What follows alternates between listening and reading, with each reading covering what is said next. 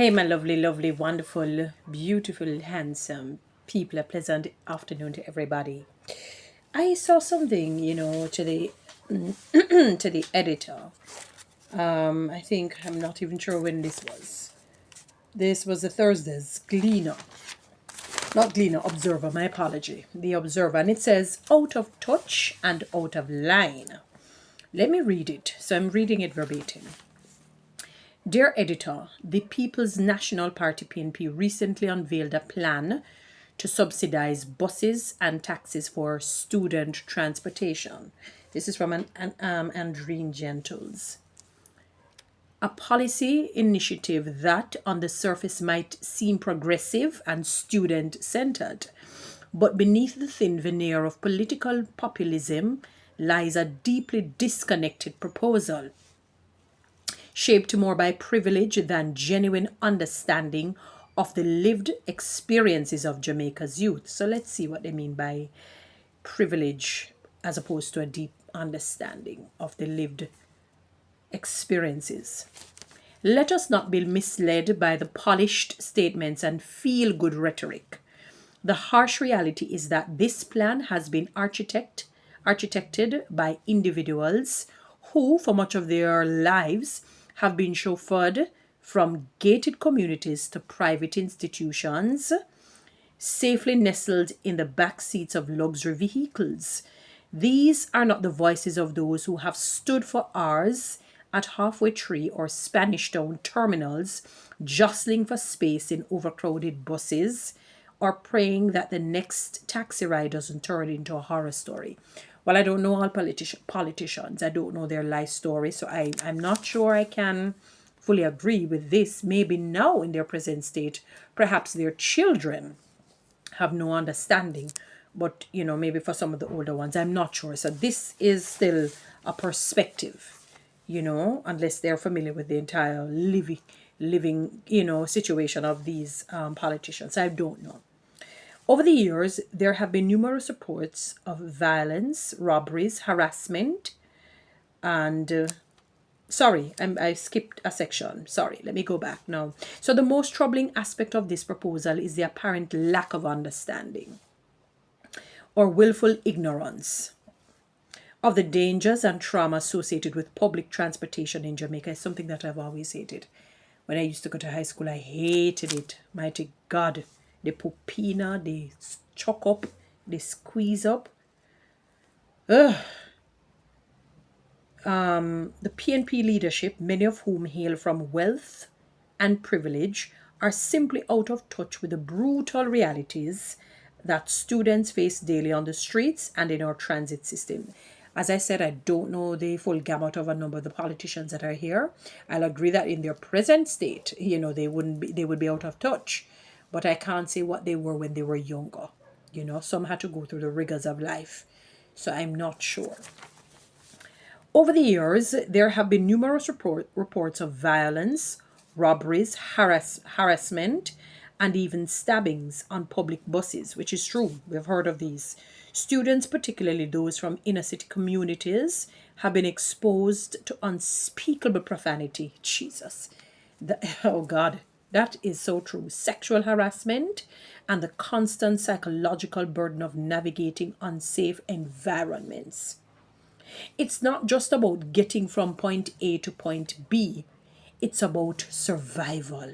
And that is also true for many of them, especially those in garrison communities, inner city communities. Instead of acknowledging these realities and working to create a safe, dedicated school transport system, the PNP is pushing students into the very system that has failed them for decades. It's a move that reeks of detachment, driven more by optics than empathy. Throwing subsidies at a broken system is not a solution. Just reading to you guys. It's a band-aid on a bullet wound. I've often said band-aid on a dagger wound. Yeah, I've often said that. Band-aid on a dagger wound. Reduces fears, won't protect students from being caught in gang crossfire on a bus route, which is true. It won't stop the verbal assaults or prevent predators from lurking at taxi stands. What students need is not cheaper access to danger, good one, but safer alternatives, which is, I fully agree and I concur. If the PNP were serious about student welfare, they would be advocating for a dedicated student only school transportation system, managed, regulated, and policed for safety.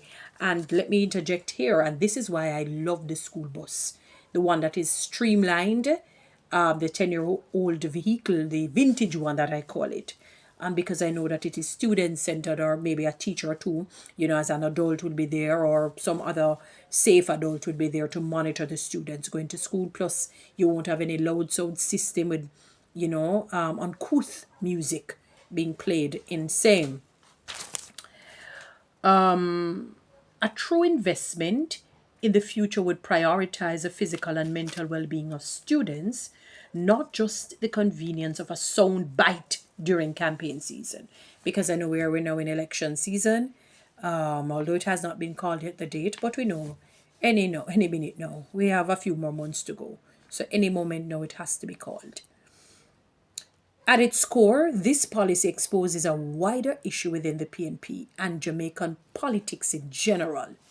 Decisions are often made by those far removed from the consequences. This writer has a point. Because they're not in this situation, they're living good lives, and you know this. They cannot understand unless you're really standing in the shoe of the victims. You really and truly cannot understand. You probably can empathize, and sympathize, but to really and truly understand, you have to stand in their shoe, wear the shoes.